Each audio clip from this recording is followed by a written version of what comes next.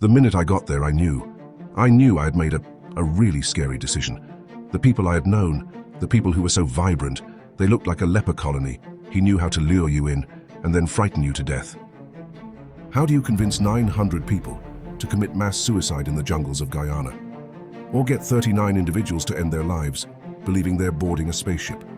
It's tempting to dismiss the followers of Jonestown and Heaven's Gate as weak or foolish, but the terrifying truth is that they were victims of a systematic psychological playbook, a process so powerful it can take a person apart, piece by piece, and rebuild them in the image of a cult. Understanding this playbook isn't just about morbid curiosity. It's a form of psychological self-defense. Today we're opening it up. These are the 3 steps cult leaders use to manipulate you. Imagine you're feeling a bit lost, perhaps adrift after a significant life event like a breakup, a job loss, or the death of a loved one. Then you encounter a group of people who seem to truly understand you. They shower you with praise, affection, and intense validation. They hang on your every word, making you feel uniquely seen and heard. They tell you you're special, that you possess a unique purpose they've been waiting to help you discover. This isn't just flattery, it's a calculated weapon. It rapidly creates an instant, intense emotional bond, making you feel deeply indebted to them. You feel an overwhelming sense of relief and joy, believing you've finally found your people, your true home. This is precisely how Jim Jones initiated the People's Temple. To the outside world, it initially appeared as a progressive beacon of hope in the 1960s and 70s. It actively promoted racial equality, provided food and services to the poor, and offered a sense of family to those who felt they had none. New members weren't greeted with strange rituals. They were embraced with genuine-seeming community and profound hope. Yolanda Williams, a survivor, vividly recalls how Jones initially presented himself as having a deep concern for the people and a profound understanding of the oppression they felt. That was the irresistible lure. That was the potent love bomb. But while the warmth of the love bomb is drawing you in, the second, more insidious part of this step quietly begins: isolation. It's a slow, almost imperceptible process of severing your ties with your old life. The group gradually becomes your entire world.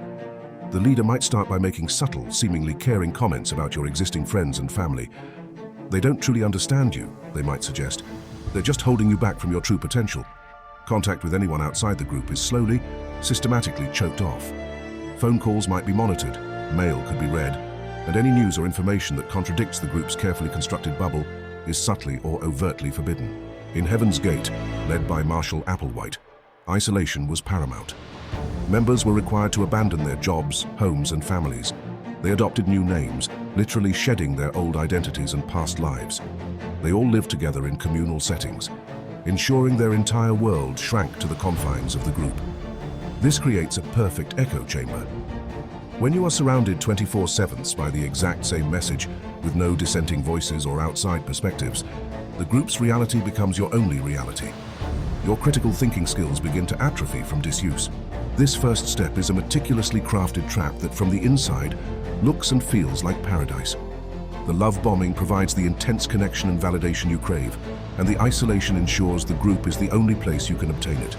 They have just made you profoundly dependent. At first, that love feels unconditional and free, but very soon it transforms into a reward, granted only for behaving, for complying, for demonstrating loyalty. And once they have you isolated and dependent, they can begin the second, much darker step, breaking you down. Once you're thoroughly hooked and effectively isolated, the true indoctrination begins. Experts in cult psychology refer to this phase as unfreezing. It's the systematic process of demolishing your core identity, your sense of self, and your established worldview. The ultimate goal is to make you doubt everything you are, everything you believe in, and even your own sanity. This deliberate erosion creates a profound void inside you, a psychological vacuum that the cult's ideology can then rush in to fill. This dismantling is achieved through a combination of key tactics working in concert. First, behavioral control. Your life becomes meticulously micromanaged. Leaders dictate what you wear, what you eat, when you sleep, and even who you can talk to. In Jonestown, Jim Jones intentionally broke up families, deciding who lived where and with whom, all to destroy old loyalties and make everyone utterly dependent on him alone. Heaven's Gate members adhered to a vast, detailed manual that controlled every aspect of their lives, from how they ate their food to the precise angle they held their heads. This isn't random. It's a deliberate strategy to strip away your autonomy. When you stop making your own choices, you gradually forget how to. Your sense of personal agency diminishes. Next up is exhaustion. Cults frequently enforce brutal schedules with very little sleep and inadequate nutrition. This is a deliberate tactic. Sleep deprivation and hunger severely impair your judgment, cripple your ability to think critically, and make you significantly more open to suggestion. Survivors from Jonestown recounted working long, grueling hours in the fields on very little food.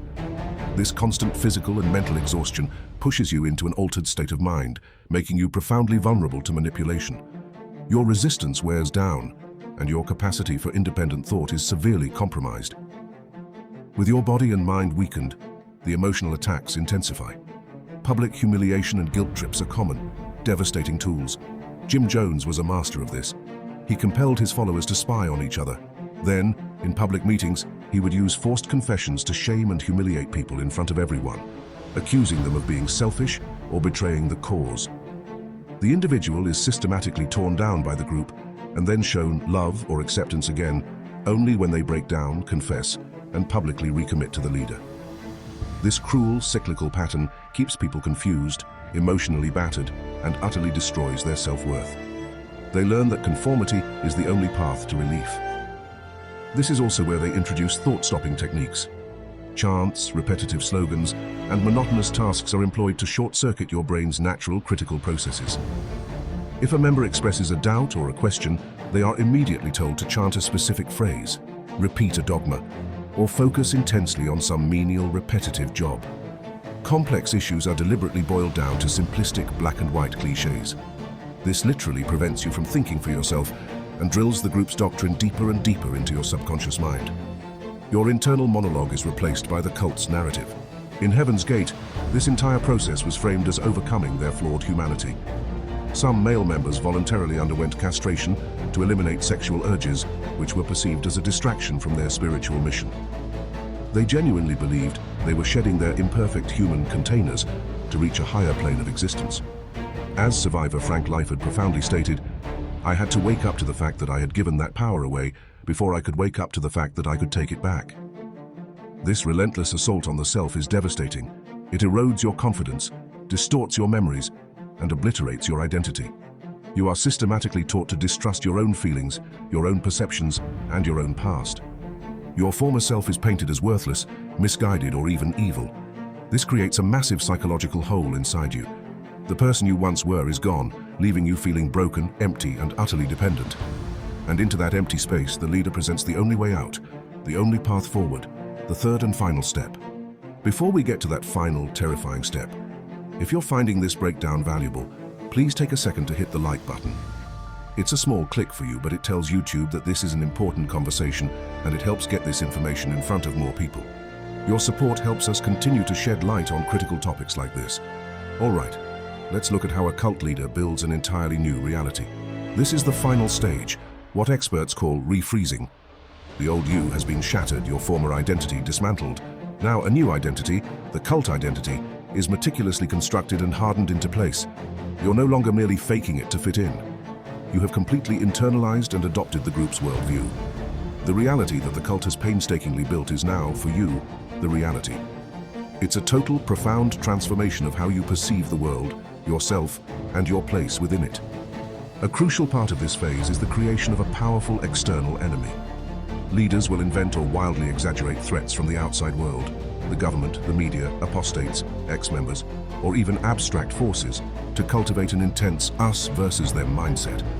This fosters deep paranoia and justifies the group's extreme rules, isolation, and often its aggressive actions.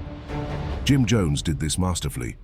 He convinced his followers in Jonestown that the US government was actively plotting to destroy them, that they would be rounded up and put in concentration camps if they ever dared to leave. This constant state of fear binds the group together, strengthens their cohesion, and makes the leader seem like the only one who can truly protect them from the perceived dangers. Next, the leader solidifies their own position as perfect, infallible, and often divine. Jim Jones insisted on being called Father and claimed he could perform miracles, even faking healings. Marshall Applewhite taught that he and his partner, Bonnie Nettles, were divine messengers from an alien kingdom they called the Next Level, here to offer humanity a path to salvation. By elevating themselves to the status of gods, or the sole messengers of God, their words become absolute law. To doubt the leader is to doubt your own salvation, your own purpose, and the very meaning of your existence. This creates an unshakable authority that brooks no dissent. With the leader now a godlike figure and a common enemy to fear, the final, most chilling piece is put into place, making the unthinkable seem normal through relentless repetition and desensitization. The most horrifying example is the White Knights in Jonestown.